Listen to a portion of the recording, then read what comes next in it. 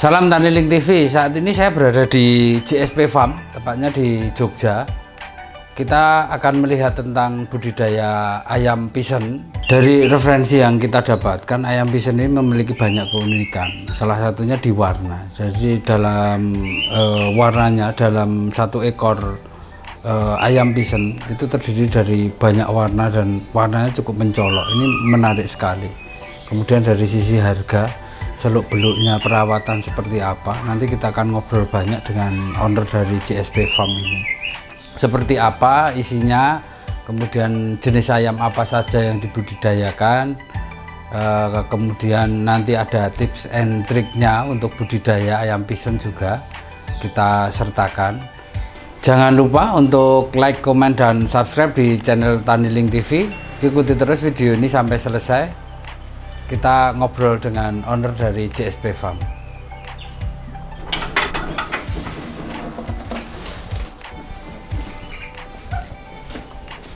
Siap, ya, terima kasih Mas Anggit atas waktunya.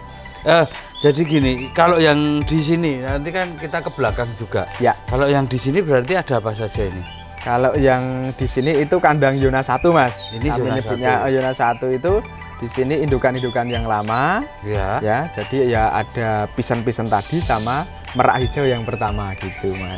Nah, di kandang Yona 1 ini ada 16 kandang. Ada 16 ya, ada kandang. merak, ya ada juga ayam-ayam pisan itu 16 itu kandang indukan. Belum kandang-kandang untuk pembesaran anakan dan penetasan segala macam belum. Oh, iya, jadi gitu. Ini segini ini hanya untuk indukan? Ya, untuk indukan. Wah, ya. Kalau yang pisannya ini, pisan itu ada berapa jenis, Mas? Kalau yang kami punya itu ada 6, Mas. Ada 6. Ada 6. Yang pertama mulai dari yang paling murah ya saya sebutkan itu ya. Ada ringneck pisan. Ya. Terus kedua ada silver pisan. Ya. Terus naik lagi golden pisan. Ya. Terus keempat yellow pisan. Ya. Terus habis itu kelima itu lady amres pisan. Ya. Dan yang terakhir itu adalah siamese fairback pisan. Nah, itu dari 6 ini urut dari yang paling murah ke yang mahal gitu, Mas. Oh iya. Ini menarik ini. Ya, alhamdulillah ya. Seperti ini, Mas, ayamnya memang cantik-cantik. Ayamnya menarik, warna-warninya itu loh. Warna-warnanya menarik dan bukan dari Indonesia ya. Ini bukan dari Indonesia. Dan tidak dilindungi, jadi bebas dipelihara oleh siapapun. Oh, jadi ini nggak pakai izin penangkaran? Nggak pakai. Jadi yang pakai izin penangkaran itu hanya merak hijau, Mas. Oh iya. Karena yang asli Indonesia, tuh, Mas. Iya. Nah, tapi kalau yang pisan-pisan ini, yang impor-impor ini malah nggak pakai izin. Jadi siapa aja boleh memelihara, langsung dikomersilkan bisa. Wah, jadi malah kita nggak perlu ribet-ribet ya dengan kelestarian, karena ini betul. Memang di sananya juga apa? Kalau di sananya kondisinya seperti apa? Di sana kan dianggap aja di daerah Cina gitu ya. Kan di sana kan daratannya banyak, Mas, anggap aja luas daratannya. Nah, di situ kan pegunungan-pegunungan juga. Nah, makanya ayam-ayam seperti ini, ayam hutan lah, ayam hutan di sana itu jadi beraneka ragam jenis. Dan di sana tetap lestari karena mungkin orang di Cina kan sudah gila kerja mungkin ya, Mas. Industri kerja segala macam. Nah, untuk hobi-hobi seperti ini mungkin udah nggak dilihat. Jadi malah di alam itu di Cina malah lestari seperti itu. Wah, iya. Dan penangkarannya pun sudah sampai Eropa segala macam. Jadi yang nangkar-nangkarkan itu malah orang-orang luar sana. Dan semuanya karena berarti di Cina sendiri tidak ada syarat untuk seandainya ekspor itu harus pakai izin hewan dilindungi. Enggak, gitu. Karena ini tidak dilindungi juga di Cina. Nah, ada juga ayam pisan yang memang dilindungi di negara asalnya. Ya, tetapi ya memang masih sedikit di Indonesia dan harganya masih mahal. Seperti yang Palawan Peacock pisan itu jadi merak mini. Merak mini itu dari Pulau Palawan itu memang dilindungi dan harus ada surat-suratnya kalau masuk ke Indonesia. Tapi yang saya pelihara ini yang aman-aman saja. Aman-aman saja. Jadi itu urusannya. Iya, gitu. Nah, kalau yang di sini yang kuning itu warna itu apa berarti? Nah, di sini di sebelah kita ini ada 3 pasang indukan, Mas. Ya. Ini dari 3 jenis. Ya. Yang di sini adalah golden pisan yang dominan warna merah.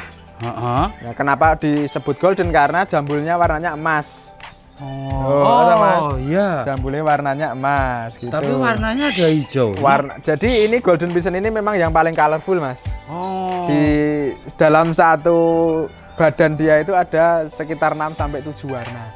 Makanya ini yang paling banyak peminatnya dan harganya juga nggak terlalu tinggi, Mas. Iya. Nah, terus ada sebelahnya itu yang warna kuning itu yellow pigeon. Oh, yellow pigeon. Ya. Kalau yang ekornya panjang Nah, itu? yang ekornya panjang ini yang cantik sekali ini Lady Amres pigeon ini, Mas. Oh, yang Lady Amres itu. Amres pigeon ini cantik dan harganya juga masuk yang tinggi.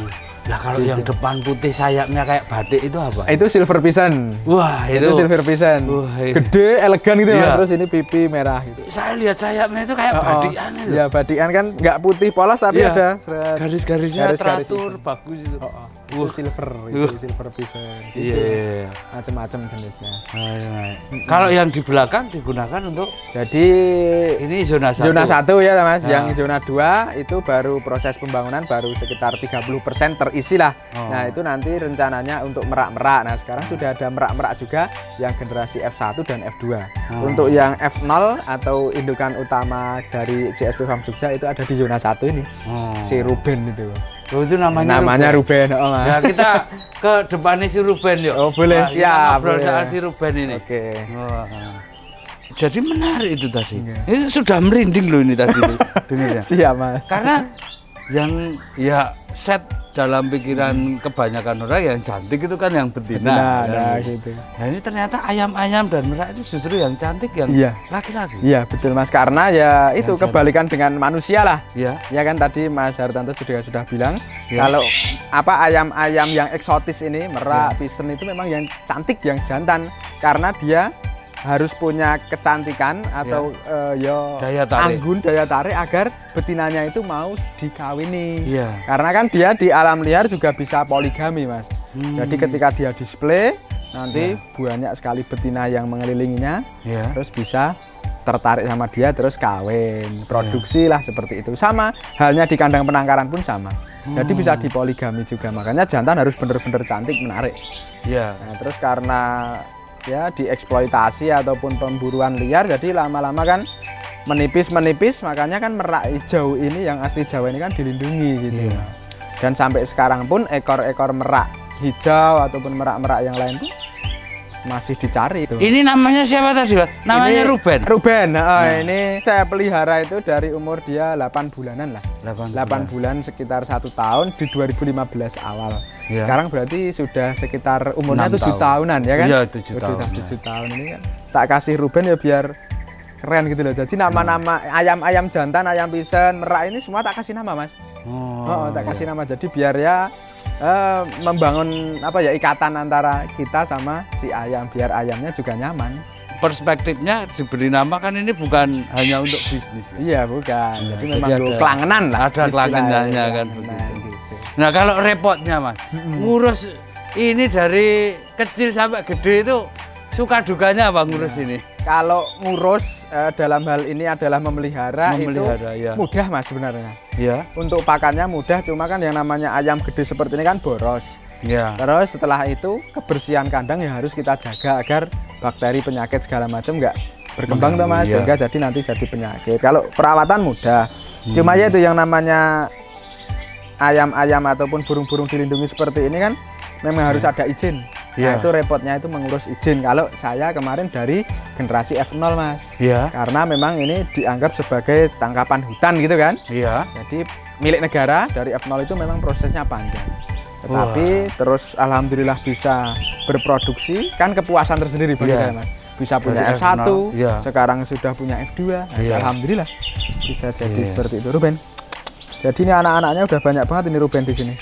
Nah, kalau untuk mengurus perizinan itu harus mereka nanti controlling nggak sih, Mas? Iya, jadi kalau yang membawai tentang ini kan BKSDA. Iya. BKSDA. Nah, di situ kita harus komunikasi.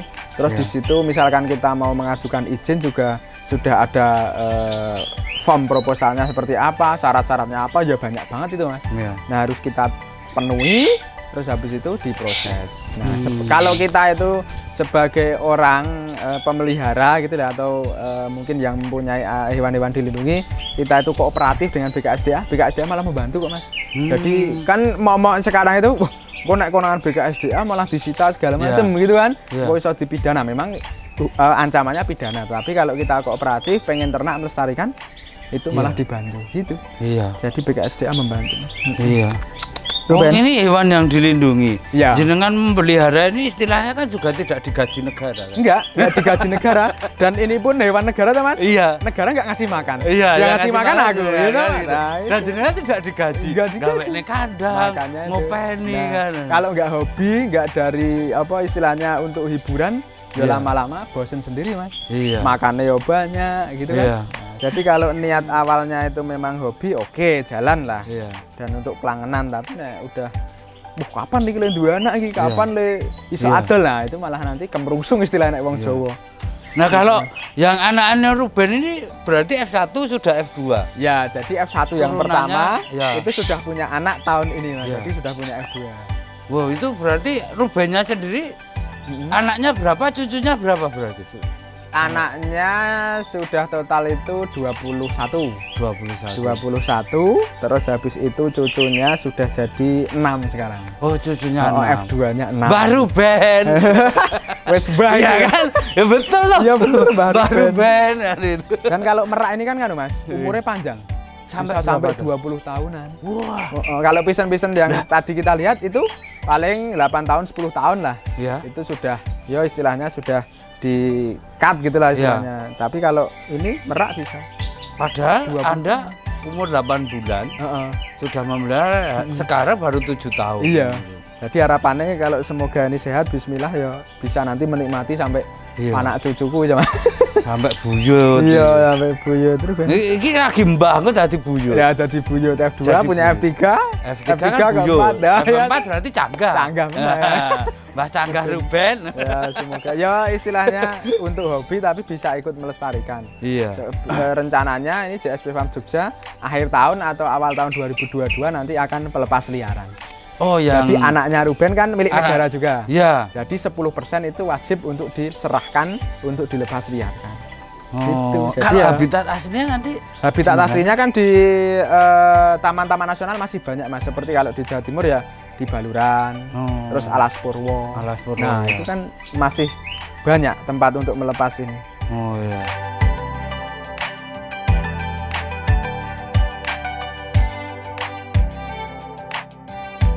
Maksudnya belum pernah ada 2 pejantan yang tak satukan itu belum pernah. Jadi rata-rata dia itu teritori tetapi dia enggak model tarung sing kaya pitik bangkok itu enggak. Jadi mengoyak-oyakan, sing siji kalah ya wis mlayu. Ngoten niku. Ya kan kayak jenis golden, lady kan sering tak jadiin satu sama tak obyok Mas. Ya mengoyak-oyakan gitu tak. Oh, tapi enggak sampai tarung sing des-des. Oh, berarti memang ya satu lagi kan, kalau yang pejantannya ini menggambarkan sisi keanggunannya itu padune itu enggak sampai istilahnya apa ya, sadis lah. Enggak sadis sampai koyo misalkan warta pateni tenan ini. Iya. Bangkok kan kayak gitu. Iya, nek Bangkok des-des. Sampai itunya bisa sampai tugel terus kena matanya ya mati segala macam. Nah ini enggak Mas. Iya. Kalau yang ini bacanya berarti gimana ini Mas? Ini Siamese Fireback Pigeon. Siamese Fireback Pigeon. Siamese karena kan memang dari Siam kan sana, di daerah Thailand sana. Nah terus Fireback karena di punggungnya itu motifnya bulunya warna merah kayak api. Nah, terus jenis pigeon juga. Nah, ini termasuk masih langka juga di Indonesia Mas, dan yang berhasil ternak juga baru sedikit lah Mas. Baru bisa dihitung jari. Bentuknya lebih kayak mengerucut gitu ya? Iya, lebih gede daripada jenis-jenis yang golden lainnya.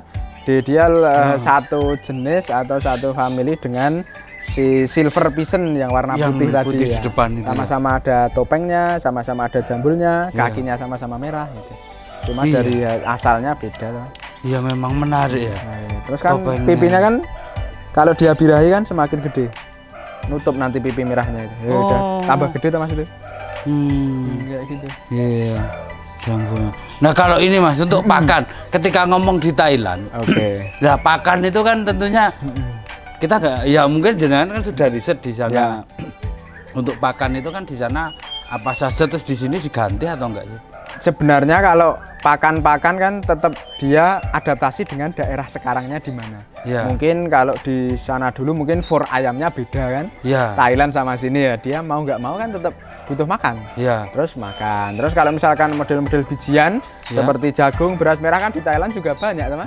Nah di sini kan juga ada. Jadi ya tetap seperti itu dia mungkin yang adaptasinya ya itu dari sisi cuaca dulu, terus habis itu bisa masalah pakan kan lama kelamaan dia mau makan makanan sini juga seperti itu. Tapi kalau di alamnya dia tetap makan serangga, daun-daunan gitu Mas, tetap biji-bijian segala macam. Oh, ini nggak dikasih makan serangga tapi? Kasih. Oh, jadi di penangkaran pun juga tetap jangan sampai kita hilangkan makanan alaminya dia. Ya jangkrik, ular Hongkong, terus ular kandang itu tetap dikasih. Paling nggak ya seminggu sekali, seminggu 2 kali itu bagus Mas. Nah itu kan tambah gede ya. Iya. Merahnya ya. Pipinya.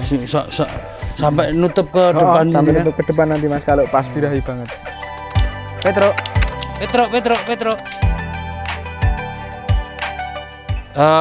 Ini yang impor berarti? Impor, ini langsung impor Mas dulu Mas. Impor. Di umur berapa diimpornya? Dulu impor umur 7-8 bulan. 7-8 bulan. Terus dia adaptasi sekitar 1,5 tahun itu baru produksi. Nah barengannya ini juga macam-macam Mas, dulu ada yang 2 tahun nggak produksi, ada yang sampai 3 tahun nggak produksi. Jadi itu resikonya kalau ayam impor itu adaptasinya kadang cepet, kadang memang gagal adaptasi atau mungkin malah mati segala macam. Wah, ada resiko kematian itu. Ya? Jadi resiko kematiannya tinggi. Makanya sekarang kan yang diminati oleh pembeli itu atau penghobi itu kan yang ternakan Indonesia. Iya. Jadi adaptasinya udah mantap. Udah jadi kan. Gitu. Jadi tinggal pelihara saja. Iya, kan? tinggal pelihara, makannya ya wis kaya ngono. Enggak pakai deg-degan mati enggak. Regane larang regane. Iya. Karena mahal harganya. Kepalanya itu apa? Merahnya jadi tambah gede. Tambah gede ya? Iya. Istilahnya topeng ya itu? Topeng gitu lah Mas. Tapi ada di ekornya ini ada ungunya Mas? Ada ungu, ada merahnya, terus itu ekor yang terpanjangan belum tumbuh ya Mas. Masih ada ekor panjang lagi. Itu nunggu tumbuhnya berapa lama itu Mas? Itu maling nanti 1 bulan atau 1,5 bulan lagi udah full bulunya ekor. Bagus. Kalau dari sisi warna, sisi Ames ini memang tidak begitu kaya warna, tidak colorful lah. Ya. Tetapi dari elegan sama kelangkaannya Mas yang jelas. Tapi kalau dari ayam-ayam ini hanya dari segi warna dan bulu. Untuk suara? Iya Mas, jadi dia itu nggak kluruk. Ya nggak kluruk kayak pitik biasa, itu enggak, tapi dia main kakok-kakok gitu. Jadi nggak bisa dinikmati Mas. Jadi yang dinikmati bener-bener keindahan bulunya sama tingkah lakunya kalau pas birahi oleh oyak-oyakan segala macam. Gitu. Oleh dinikmati ya itu dari warnanya sama tingkah lakunya tok. Lihat. Ya udah kita langsung lihat saja. Oke, langsung yang lokal ya toh? Yang lokal. Yang lokal dulu. Iya. Kalau yang ini yang ayam hutan hijau asli Jawa. Asli Jawa Mas. Sebenarnya dia tersebar sampai ke Bali, ke Lombok segala macam, tetapi memang lebih terkenalnya ayam hutan hijau Jawa seperti itu Mas. Nah ini juga kami tangkarkan di JSP Farm Jogja Mas. Iya. Wah itu jenggernya itu warnanya pelangi Mas. Iya. Apik toh. Iya seperti itu saja nih. Tidak kalah cantik dengan dari Cina, tetapi ya memang tidak beraneka ragam kayak yang dari Cina gitu. Oh iya. Ya, mungkin itu. Karena kalau yang di Cina itu musimnya banyak, jadinya macamnya banyak. Itu. Ini kalau ini selain dinikmati dari keindahan bulu, warna, jengger segala macam, kluruknya ya apik Mas. Oh ini pakai kluruk juga? Kluruk barang itu kluruknya nek esok asik. Itu ini. Poligami juga ini Mas, ini 1 jantan 2 betina ini tempat saya. Keren loh. Keren. Bulunya apa motifnya itu? Iya kan? Terus rawisnya kan cilik-cilik Mas. Iya. Terus model kayak gendi netes gitu Mas. Iya. Dan yang di belakang sayap itu kan apa? Kayak ada outline-nya itu. Betul kayak outline. Outline warna emas warna emas nggih betul. Tapi jadi kayak apa ya? Dia membentuk kayak setengah 3 dimensi. Nah gitu ya. Keren itu. Bagus Mas, maling-maling. Wah, belum lagi jenggernya itu pelangi. Nanti kalau pas birahi banget mukanya merah Mas. Wabang gitu Mas mukanya. Terus kluruknya kalau pagi ya jadi nuansanya kayak nuansa hutan gitu Mas. Wah. Gitu.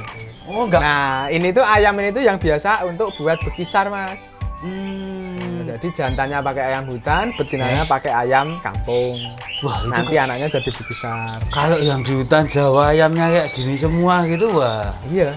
Jadi di daerah-daerah misalkan kita ambil di daerah Jogja gitu ya, Ya. yang masih banyak kan di daerah lereng Merapi, Ya. terus daerah Kulon Progo, Bukit Menoreh, Ya. sama di Gunung Kidul. Tetapi yang namanya di alam liar ya kan perburuan kan, Iya. terus Mas. Lama-lama ya habis Mas. Padahal nek didelok dari kecantikannya dong-dong sak eman-eman loh Mas. Iya. Terus nek didelok dari dagingnya kan yang kecil. Iya. Kan dong-dong eman-eman, tapi ya nggak tahu lah orang. Lama-lama kelamaan nek misalkan pemburu itu ya membabi buta terus. Iya. Ya punah Mas lama-lama. Gitu. Itu berarti ini masuk dilindungi? Enggak, Oh, masih belum dilindungi. Enggak tahu besok-besoknya piye. padahal saya yakin juga, wah ini kalau di hutan terus ada yang di hutan lihat ya. Nggih. Kemungkinan ya kalau yang punya niatan nggak baik pasti dikejar. Jadi kalau jenengan mungkin pernah piknik ke Bukit Suralaya. Ya. Nah, ketika naik itu pasti pagi banget Mas, setelah subuh itu banyak Mas kayak gini Mas. Peluru cekrek di bawah-bawah bukit. Keren. Wah. Tapi ya arep ndelok kewan iki sing kaya ngopo? Enggak tahu. Ya kayak Peluru gini itu. ya. Jadi warga Taniling itu salah satu kekayaan Iya. satwa di Pulau Jawa itu. Iya, jadi ini sama merak hijau Jawa tadi. Jawa. Merak hijau Jawa ya cuma ada di Jawa. Iya. Nggak ada di lain. Padahal kadang-kadang sering, ini merak hijau ini dari Papua ya Mas? Bukan, yang Papua kan cendrawasih segala macam kakak tua. Tapi kalau yang merak hijau itu ya dari Jawa. Kadang-kadang kan masih seperti itu orang awam. Kalau yang betinanya itu ya ayam hutan tapi Warnanya kayak gitu Mas.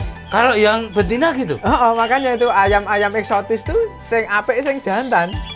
Gitu Iya. Mas. Ya, yang betina itu malah biasa Ya biasa saja. Mas, kayak pitik Jawa biasa lurek-lurek tok. Iya itu. Gitu. Wah. Cantik Mas, ayam hutan hijau. Iya. Kalau kita lihat ke belakang boleh Mas? Boleh, kita langsung ke zona 2. Anak cucunya. Anak cucunya Ruben. Ya. monggo. Kita lanjut lagi. Ya. Penangkaran merak hijau Jawa di DIY DIY. pertama kali. Sekarang baru ada 2 tambahan, jadi baru ada 3 yang punya izin penangkaran resmi. Iya. Nah, GSP Farm pertama kali. Dan ini sudah terbukti mampu untuk menangkarkan dan menghasilkan jadi sampai anak, F3. jadi cucu. Gitu. F2 ya? Ini F1, F2-nya yang di sana. Sampai F2 ya. Iya. Jadi kalau yang ini karena ini F1 berarti ini anaknya Ruben. Ya, betul Mas. Oh. Ini anaknya Ruben ya, yang pertama, yang kedua, yang ketiga, terus habis itu ada cucunya. Ini kan ada 4 kotak nih. Ya, yang 3 ini hanya Ruben semua. Ini F1. F1, Terus yang sana untuk pembesaran F2 karena F2 baru punya tahun ini tuh Mas. Ya. Baru menghasilkan tahun ini gitu Mas. Ya, tapi ini Ruben tidak dari satu induk itu Mas. Enggak, jadi Ruben kan punya 2 istri gitu kan. Oh iya. Nah, jadi mbok siji, mbok loro. Iya. Nah, itu terus kemudian tak kawinkan lagi. Jadi tidak inbreed gitu Mas. Tidak inbreed. Walaupun sebenarnya kalau diunggas kan inbreed nggak apa-apa, tetapi kalau bisa tetap dihindari. Oh. Kalau di mamalia memang nggak boleh kan Mas. Iya. Yang menyusui nggak boleh, tapi kalau yang unggas nggak apa-apa sebenarnya. Oke. Thanos. Ini namanya siapa saja ini Mas? Yang tak kasih nama yang jantan-jantan tok Mas. Oh, yang ini jantan. Thanos ini. Oh. Thanos anak pertamanya Ruben ini. Wah, Thanos. Berarti dia umurnya 3 tahun Mas. Kalau ternak merak memang boros tempat. Iya, iya. Boros tempat, makanya ini tak GSP Farm tak buat zona 2 untuk perluasan lah istilahnya, karena ya itu merak ini boros tempat Mas. Iya. Kalau kita lihat-lihat ukuran segini, kalau di daerah deket kampus kan udah jadi 3 kamar kos gitu Mas. Iya. Ini kalau seandainya sepasang atau 3 gini, ini misal ada yang minat beli itu di harga berapa? Kalau F1 kan nggak boleh dijual. Oh, F1. F0, F1 nggak boleh dijual, yang boleh dijual kan F2. Oh, cucunya. Jadi saya itu jualnya umur 45 bulan sepasang 25. Sepasang Itu lengkap dokumen semuanya. Sampai sekarang alhamdulillah yang inden juga sudah sekitar 11 pasang. Oh, inden. Inden. Wah, Indennya mulai dari Juni kemarin Mas. Padahal nanti kebagiannya Februari Maret 2022. iya. Itu kalau si Rubennya nggak ngambek. Ya, iya, makanya itu pokoknya harus bismillah lah. Iya. Oh iya, dari anak-anaknya Anak-anak ini. kalau Ruben, Ruben anaknya berapa banyak pun dia F1.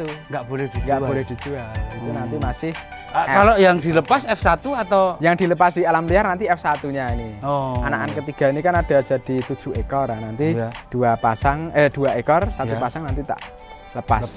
Desember atau ya 2022 awal. Iya. Gitu. Iya pantas kalau mahal kan. Gitu. Iya. Oh ngelepas segitu kan. Makanya itu. Besok misalkan kok tahun ini tuh jadi anakan 20 ya kan belum bisa mengcover indenan. Iya. Padahal indenannya udah anggap aja 22 ekor. Iya. Kalau jadi 20 baru mencukupi 10 pasang ya. Seperti itu. Jadi mungkin besok belum sampai gede udah sold out gitu. Iya. Wah.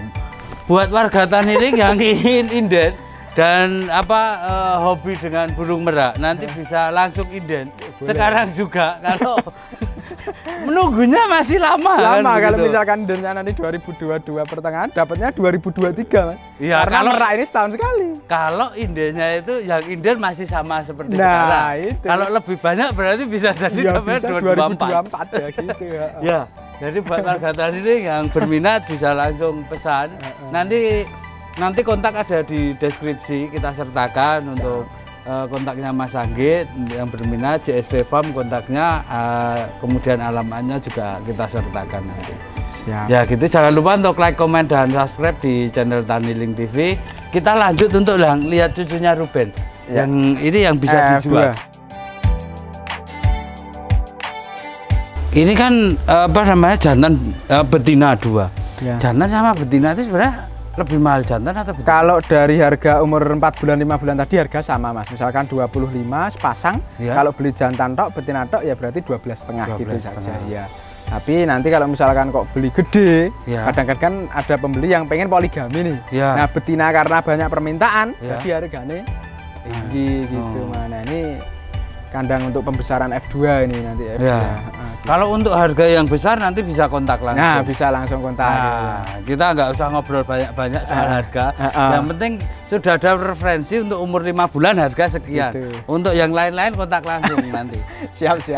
Monggo. Iya. Kalau yang ini berarti umur berapa ini? Cucunya Ruben ini? Ini umur 5 bulanan Mas. Oh 5 bulan baru segini? 5 bulan, 5 bulan udah segini Mas ayam itu. Jadi merak itu yang harga 25 itu besok segini Mas. Adik-adiknya juga ada yang baru netes, ada yang umur 2 bulan, terus ada yang masih di inkubator. Nanti boleh mampir di tempat inkubatornya. Siap, nanti kita lihat. Ya, tapi bisanya dijual umur segini? Umur 4-5 bulan karena merak ini kan kalau di bawah umur 4 bulan itu untuk tahu jenis kelaminnya agak sulit Mas. Jadi biar dia bisa jelas gitu umur 4 bulan ke atas. Cirinya apanya sih Mas? Cirinya nanti dari pola ekor. Terus habis itu dari warna pipi. Itu kalau anak umur 4 bulan sudah kelihatan. Iya. Saya pikir dilihat jenis kelaminnya gitu. Enggak gitu. Enggak. Orang kayak menungso. Saya kira. Ini pasti buat kami yang awam itu pasti itu hal seru kan. Iya, seru. Terus kok raiso? Nah, kali dibuka ini dalam apa itu? Ternyata nggak bisa. Susahnya unggas tuh di situ ora kaya kucing kan kita gitu. Kayak anjing kan kita Iya. Itu Mas, kadang-kadang juga ada yang pembeli itu minta tes DNA. Wah, jadi bencet tenan iki lanang tenan ro wedok tenan gitu loh. Wah. Karena kan kalau mereka udah lama memelihara, tahu-tahu besok gedenya jadi betina semua kan. Endi sing mekrok endi ana gitu loh. Enggak boleh minta retur itu. Ya, makanya itu harus 4 bulan ke atas tadi. Ada yang maksa, Mas umur 2 sasi didolah. Mas, ora Mas. Iya. Wah, itu ya cantik Mas emang merah hijau itu dan memang asli plasma nutfah kita, jadi memang harus kita lestarikan. Iya, ini karena memang asli di sini ya. Iya gitu Mas. Ini harus dijaga terus karena jadi istilahnya begini. Dengan adanya penangkaran seperti Mas Anggit dengan JSP Farm-nya, itu keberadaan hewan langka, ini kan termasuk satwa langka. Iya betul. Satwa dilindungi. Jadi praktis kan. Kenapa dibanderol dengan harga segitu? Itu kan berarti ada biaya untuk kelestarian alam juga. Betul. Jadi membeli dengan harga segitu itu bukan masalah suka dan tidak suka, tapi itu salah satu bentuk kepedulian terhadap alam. Dan semoga semakin lama nanti kesadaran pemelihara ataupun menghobi itu bukan beli yang ilegal lagi, tapi sudah sadar bahwa merak ini dilindungi dan kalau beli harus yang sertifikat yang berdokumen lengkap gitu loh. Syukur-syukur pembelinya nanti juga ikut menangkarkan bisa jadi banyak lepas liar, tinggal nanti yang BKSDA memperketat penjagaan hutan, tambah pusing nanti. Betul, makanya sing dijogo saya oke ya loh. Wah, saya oke tambah pusing. Nah, gitu. Itu. Ya, kita lanjut ngobrol-ngobrol di pendopo, Mas. Siap. Oke. Yang lainnya untuk latar belakang, ya. Mantap.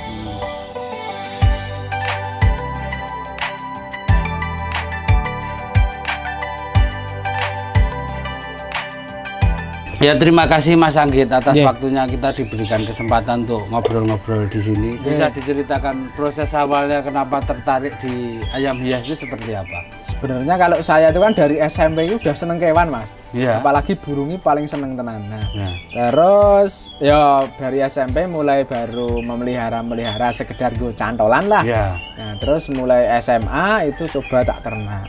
Jadi 2010 itu udah mulai Mas ternak, tapi dari burung kicau dulu. Jadi awalnya malah dari burung kicau. Nah, baru 2015 tuh masuk ke pisen, masuk ke merak itu dari 2015 gitu. Awalnya tetap dari burung. Dari burung dulu. Tapi memang ada ketertarikan hobi di sana. Jadi memang hobinya ya unggas tadi. Oh iya.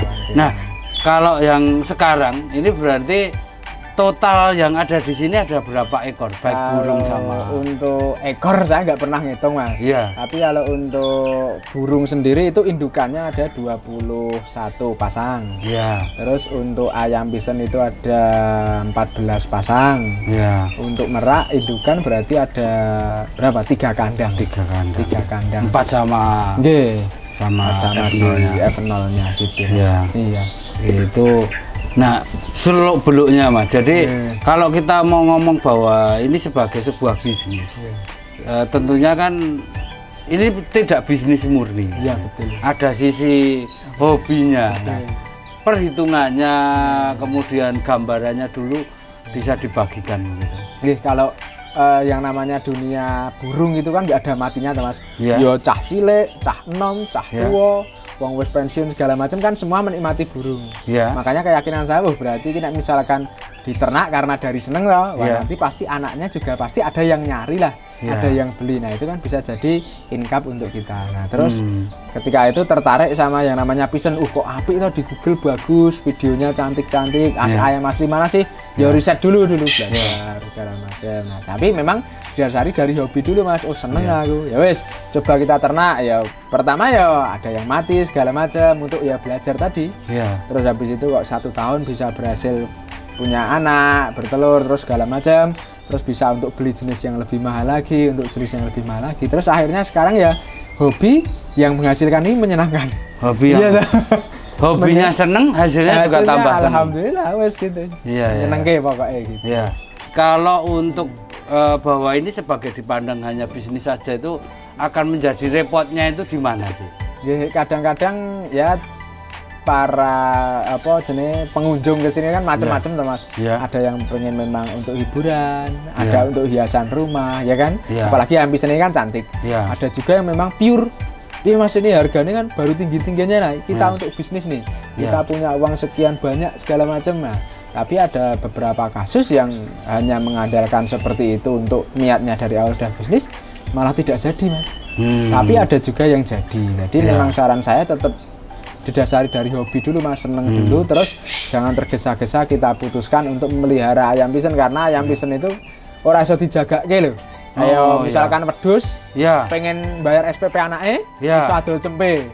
Betul. Sapi, rasa dadak ngenteni korban misalkan ya butuh, bisa didol nom-noman. Nah, tapi kalau ini nggak bisa karena siklusnya 1 tahun sekali untuk produksi. Dan kalau jual teng pasar ra ono sing tuku, Mas. Nah, itu harus memang orang-orang tertentu. Berarti untuk analisa usahanya itu kan memang berbeda. Jadi, Mas. kalau berorientasi kepada hasil, itu malah justru merepotkan. Malah merepotkan, terus dong-dong kan awak dhewe nggak cepet-cepet dapat hasil kan kemrungsung tuh, Mas. Itu. Wah, piye iki kok wis setahun le makani ape-ape orang ndang, suwe-suwe kan males le ngresiki kandang. Males le makani malah akhirnya mati segala macam. Kan malah ya itu kan jadi niatnya udah beda tadi.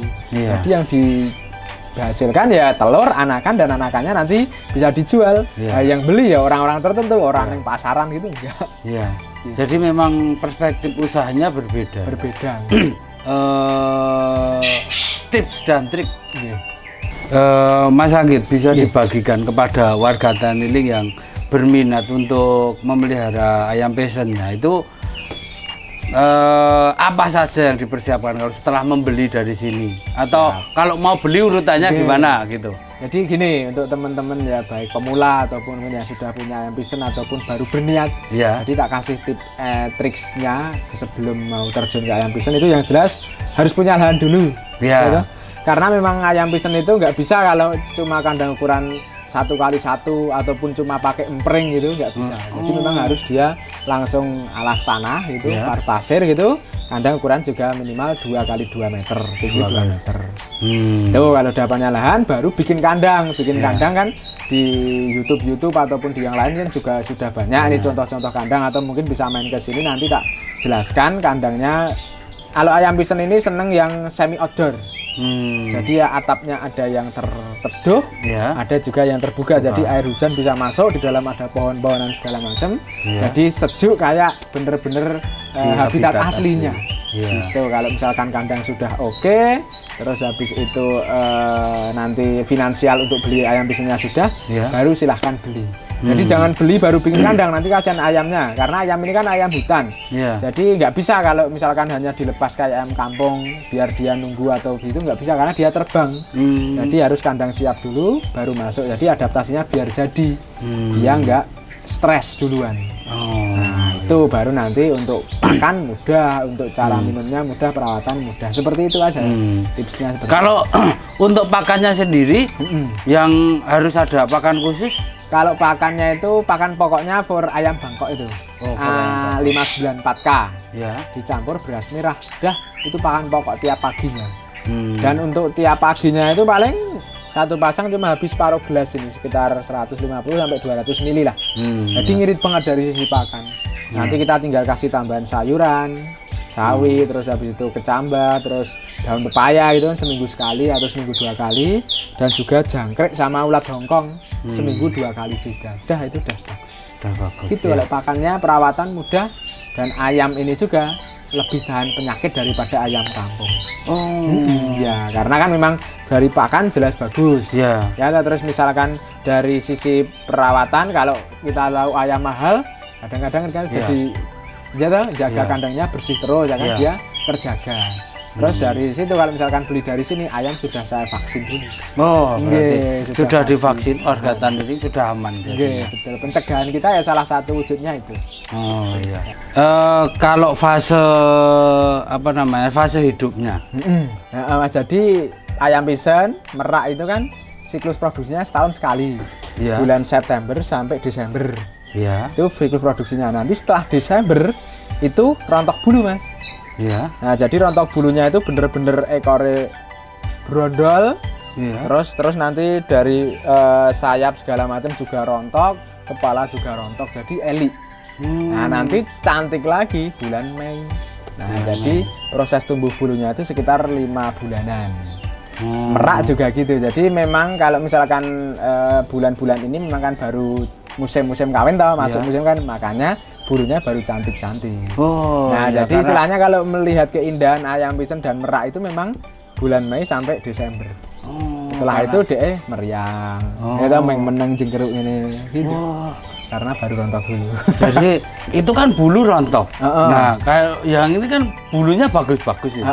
Itu nggak dimanfaatkan jadi apa, hiasan apa, cindera mata. Jadi kadang-kadang itu ada orang yang tiba-tiba WA, Mas, bulu sayap dari golden pisennya dikumpulin nggak, bulu jubahnya dikumpulin nggak, wah rakober Pak, wes tak saponi, tak buang di tempat sampah. Padahal dia itu pengen dijadikan leontin, terus pengen dijadikan bandel anting-anting, itu bisa Mas. Terus dijadikan apa kayak ya pokoknya hiasan-hiasan itu bisa.